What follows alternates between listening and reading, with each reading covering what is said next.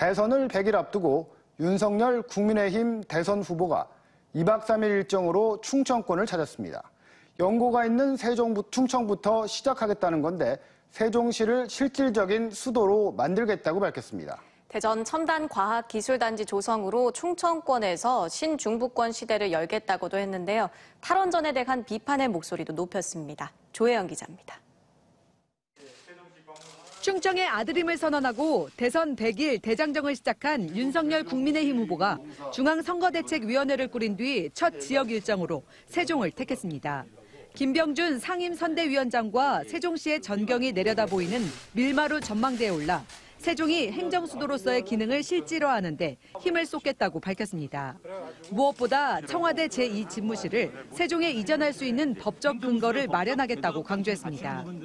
세종시를 실질적인 수도로서의 기능을 내실화를 시켜나가야 되는 것뿐만이 아니고 여기 대덕이라든가 주변에 이런 산업단지들을 첨단 과학기술 단지로서 더욱 육성해서 한국의 미래 산업을 이끄는 것과 두 가지가 투 트랙으로 가야 된다고 저는 생각합니다. 대전 등 주변 지역과 연계한 과학기술단지 육성을 통해 충청권을 신중부시대로 열겠다는 포부를 밝혔습니다. 이어 대전 대덕연구단지 내 원자력연구원을 방문해 소형 모듈 원자로 시설을 둘러본 윤 후보는 원자력 발전 간담회를 열고 월성 원전 수사 경험을 언급하며 정부의 탈원전 정책을 강하게 비판했습니다. 원전 사건을 수사하는 과정에서 이 황당한 정책, 또 여기에 대한 진실을 은폐하려고 하는 이 정권의 이 파렴치에 대해서 왜 이들이 그렇게까지 했는지, 왜 정권 교체가 이루어져야 되는지를. 이어 대전 유성의 카페에서 청년과 함께 토크 콘서트를 갖고 이번 대선에서 청년 세대의 역할과 의미를 강조했습니다. 충청에서 정권 교체의 신호탄을 쏘아올리겠다고 강조한 윤 후보는 내일 충북 청주와 다음 달 1일 충남 천안과 아산을 찾아 본격 충청권 공략에 나섭니다.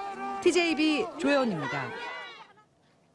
대전과 세종, 충남과 충북의 거점 도시간 30분, 또 충청권 전 지역을 50분 내에 연결하는 3050 생활권이 가능할까요?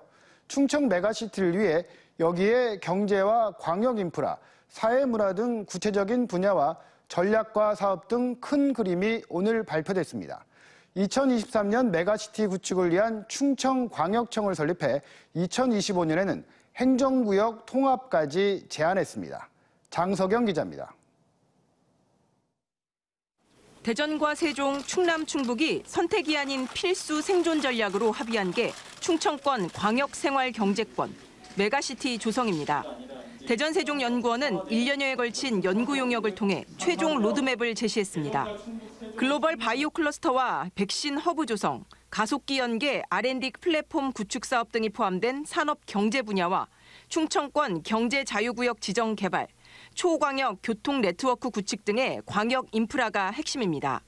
그리고 충청권 광역 관광본부 신설과 국제 컨벤션, 전시 사업 육성, 지역성을 기반으로 하나로 묶는 사회 문화 등 3개 분야로 모두 98개의 사업입니다. 대전과 세종, 천안, 청주를 30분 안에 연결하고 충청 전 지역을 50분에 닿게 하는 3050 생활권을 만들어 경제와 문화를 연결하는 겁니다.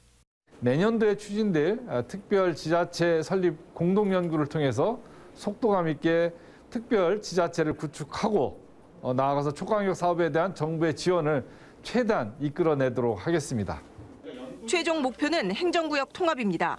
이를 위해 내년에 충청광역청 합동추진단을 만들고 2023년에는 세종시 건설 당시의 행복도시 건설청처럼 충청광역청을 출범한다는 계획입니다. 2025년에는 가칭 충청도로 행정구역을 통합하고 충청광역의회까지 신설하는 로드맵을 제시했습니다. 행정, 재정적 지원을 위한 행정구역 통합 특별법 제정도 필수입니다. 지자체 간 연합체가 아니라 충청권이 균형 발전의 어떤 대표 권역이라는 것을 알리고 충청권의 어떤 차별화된 특성을 만들어갈 것인지에 대한 주안점을 둬야 되겠고요. 성공적인 충청권 메가시티 추진을 위해서는 넘어야 할 산도 많습니다. 98개 제시된 사업들이 각 시도별 현안 사업들을 묶어놓았다는 비판이 제기됐을 만큼 각각의 이해관계가 얽혀 있어 최종 대표 사업을 선정하고 추진하기까지 순탄치 않을 전망입니다. 또 막대한 예산 지원과 특별법 제정 등 현실적인 문제들도 풀어야 할 숙제입니다. 대전과 세종, 충남, 충북은 최종 보고회에서 제시된 의견을 종합해 다음 달 중순까지 충청권 대표 사업 선정 등 구체적인 내용을 담은 최종 결과를 내놓을 예정입니다. TJB 장석영입니다. 민주당이 내년 지방선거를 앞두고 다음 달 14일까지 현직 단체장과 지방의원에 대한 평가에 들어간 가운데 하위 20%는 공천에서 불이익을 받을 수 있어 평가 결과에 관심이 쏠립니다. 민주당 소속 광역단체장은 중앙당에서, 기초단체장과 지방의원은 각 시도당에서 평가를 진행하는데 광역단체장 중에는 3선을 한 충북과 강원이 제외되고 국민의힘 소속인 서울과 부산 등을 빼면 평가 대상은 대전, 세종, 충남 등 8곳에 이릅니다. 평가 결과 하위 20%에 해당되면 공천 심사와 경선에서 감점 처리됩니다. 단계적 일상 회복의 전제는 의료 체계가 감당 가능한 수준의 확진자 수를 유지하는 겁니다. 그런데 최근 지역 내 코로나 의료 체계가 위험 수준을 넘어섰다는 평가입니다. 대전의 경우 중증 병상은 모두 들어차서 다른 지역으로 가야만 하고 세종과 충남도 한두 자리밖에 남지 않았습니다. 김철진 기자의 보도입니다. 위드 코로나 이후 지역에서 매일같이 100명 내외의 확진자가 쏟아지면서 지역 코로나 병상 문제도 빨간불이 들어왔습니다. 치료가 급한 중증 환자 병상의 경우 대전은 전체 25석이 모두 들어차 빈자리가 없고 세종과 충남도 한두 개밖에 남지 않았습니다.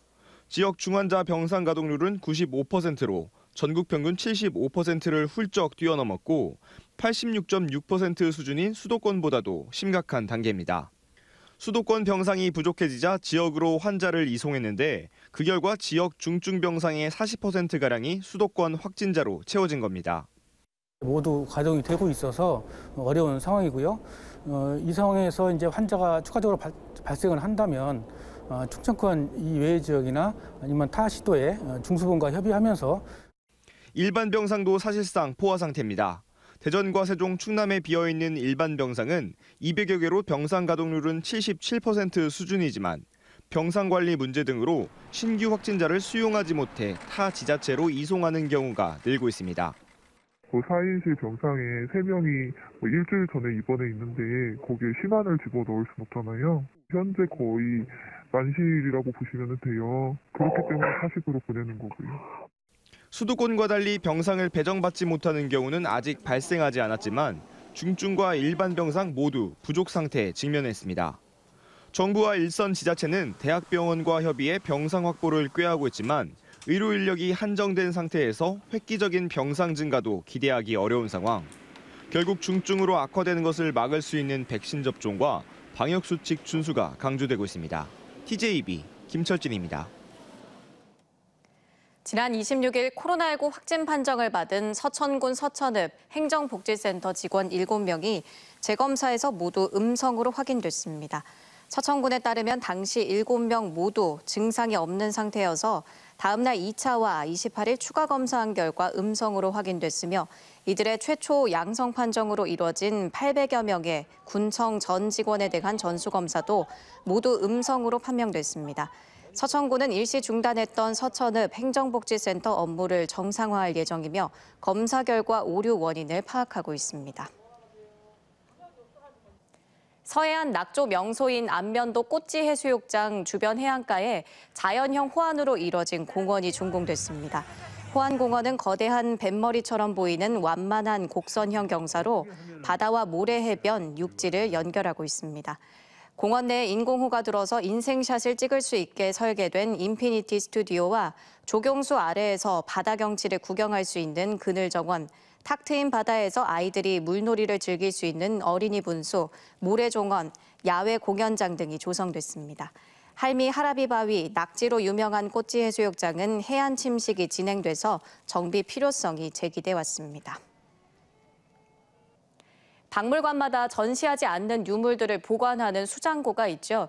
지금까지는 수장고의 유물을 보기 위해서는 수년 혹은 수십 년을 기다려야 했는데 앞으로 국립공주박물관에서는 관람객들이 직접 수장고에 들어가서 보관돼 있는 유물들을 볼 수 있습니다. 조상환 기자입니다.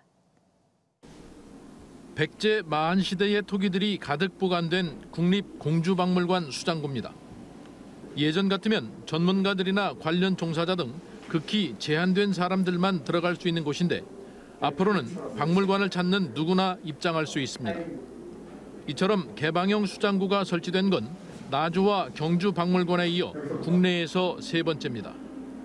더구나 나주와 경주는 수장고를 단순히 외부에서 볼 수만 있지만 공주는 국내외에서 처음으로 전체 6개의 수장고 가운데 4개를 브릿지를 통해 수장고 안으로 직접 들어가 내부의 수장 환경과 시스템까지 확인할 수 있도록 했습니다.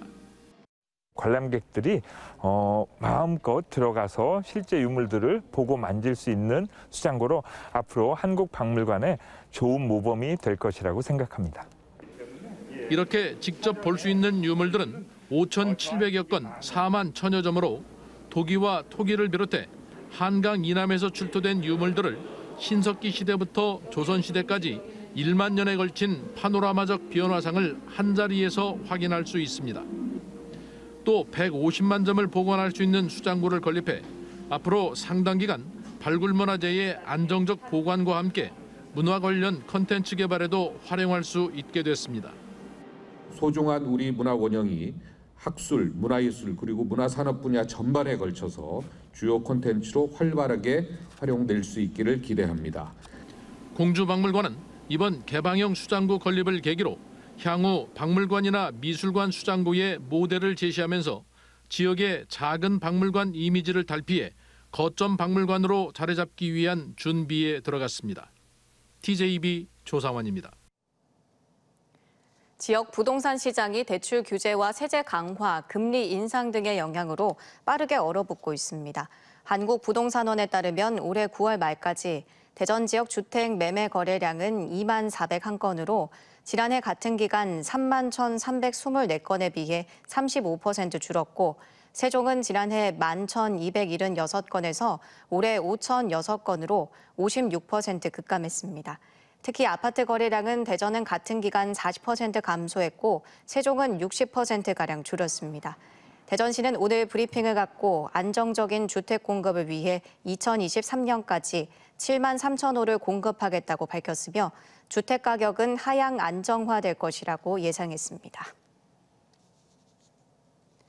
대전시 교육청과 대전교사노조는 오늘 학생교육 내실화와 학생 복지를 위한 교육 환경 개선 등의 내용을 담은 첫 단체 협약을 체결했습니다. 주요 합의 내용으로는 유치원 학급당 원화수 감축과 급식시설 현대화, 학생 인권 보장, 학급당 학생수 감축, 교원 업무 경감 등을 위해 양측이 공동 노력키로 했습니다.